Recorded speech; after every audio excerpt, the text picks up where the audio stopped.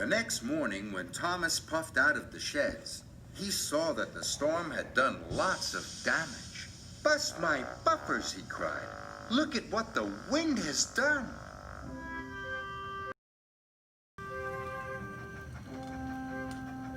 Thomas puffed across the island. He could see the storm damage all around him. The airport building site was a complete mess. But when Thomas saw that the Sodor suspension bridge had collapsed, he felt worse than ever.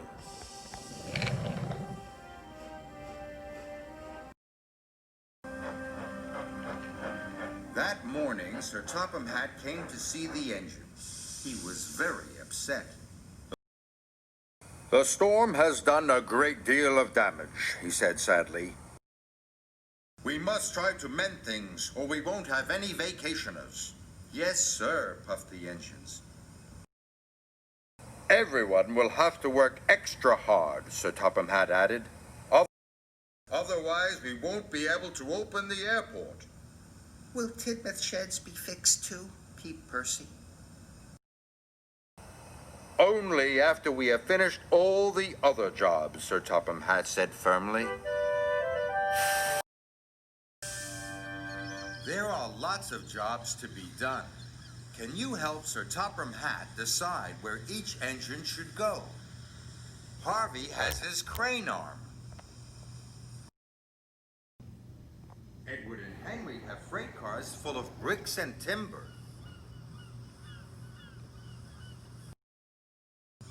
And Thomas has his passenger coaches, Annie and Clarabelle.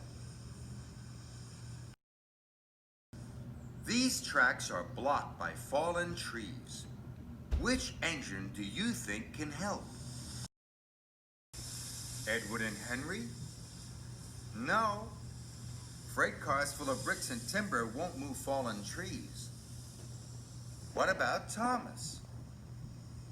No, passenger coaches won't move fallen trees either. What about Harvey?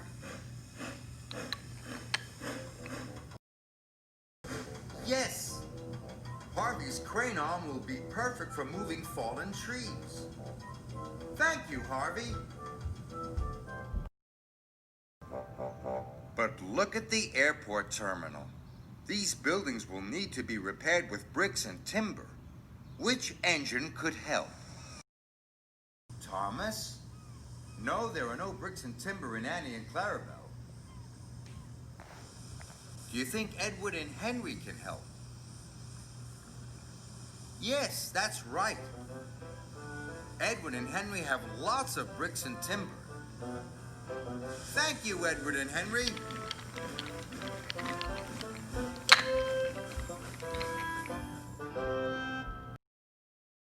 These workmen need to get to the Sodor suspension bridge.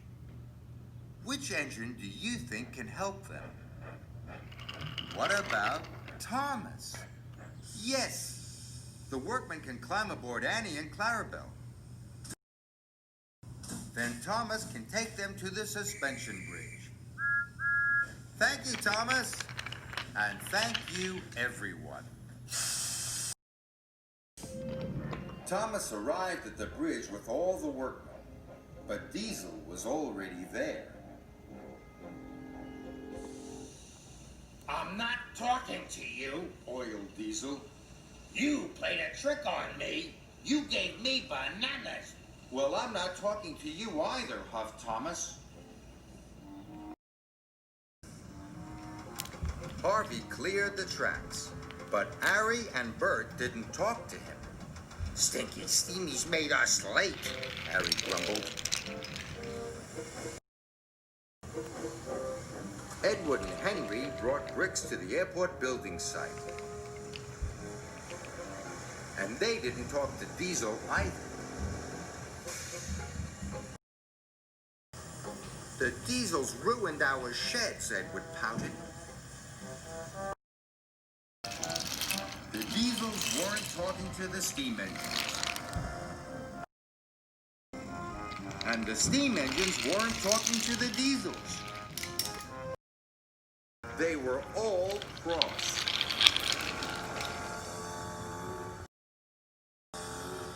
Later, Thomas came across Diesel 10 again. Diesel 10 was helping to clear the blocked tracks. His giant claw lifted the heavy metal into freight cars. That claw must be very strong, Thomas chuffed nervously. Thomas puffed quickly away. He didn't want to be near Diesel 10 or his crushing, crunching claw. That night at Knapford Sheds, Thomas started talking again. He told Emily Arthur loved Murdoch passed by all about Diesel 10 and all about his day's work. Be quiet and go to sleep, wished Emily. She just wanted peace and quiet. But when Thomas fell asleep, he started to sleep whistle. It kept Emily awake. Emily really wished Thomas could go back to Titmus Sheds. Please stop, groaned Murdoch. The next morning, Sir Topham Hatt came to see Thomas. Thomas, the new section for the suspension bridge has arrived, Sir Topham Hatt said. You must take it from Brendam Docks to the bridge. Yes, sir, puffed Thomas. It is very heavy, and you might need some help, Sir Topham Hatt added.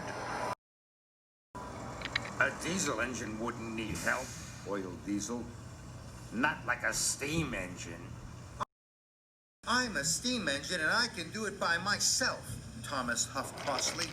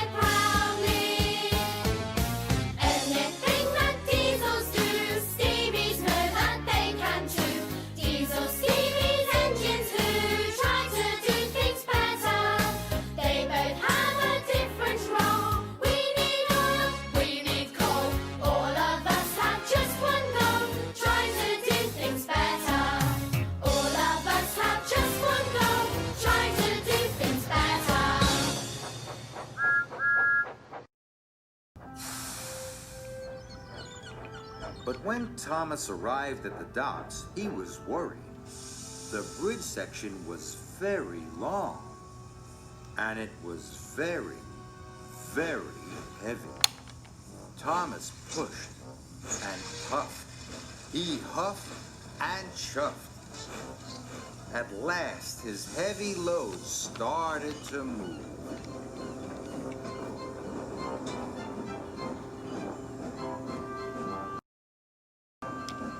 Thomas puffed slowly up the line. His pistons pumped and his axles ached.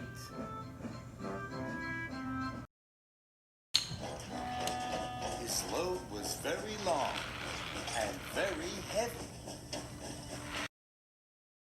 Thomas is taking the bridge section to the Sodor suspension bridge. There are 3 ways to get there. But Thomas doesn't know which is the easiest way to go. Can you help him? This way looks quite short, but there is a steep hill in the middle. Do you think Thomas should go this way with his heavy load? It will be very difficult to push that heavy load up a steep hill.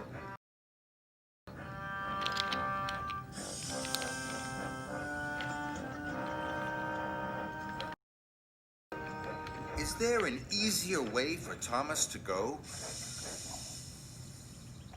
This way is quite short too, but there is a very sharp bend in the track. Do you think Thomas should go this way with this very long load? You're right. The bridge section is too long to go around that bend.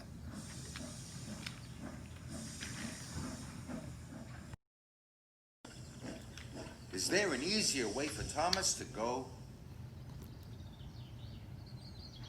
The last way is longer than the other two, but there are no hills and no sharp bends. Do you think Thomas should go this way? That's right. This is the way that Thomas should go. Well done, Thomas.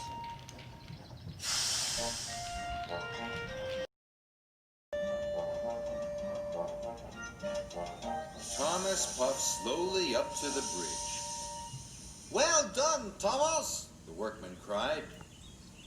Thomas was pleased to be there. He was looking forward to a rest, but there was another job to be done. The bridge section needed to be lowered into place. I'll do it. Diesel oiled. I'm the strongest, much stronger than this Steamy. No, let Thomas try, the foreman said. He's already proven how strong he is. He pushed the bridge section all by himself. Thomas was very proud. Diesel was cross. The workmen attached lots of cables to Thomas. Thomas slowly took up the strain, but the section was heavy. His wheels slipped. The workmen were worried. Thomas puffed harder and held the beam steady.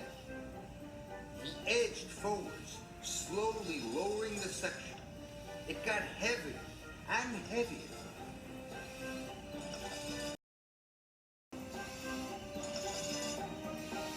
Thomas had to work very hard to hold the section steady until finally it was lowered into place.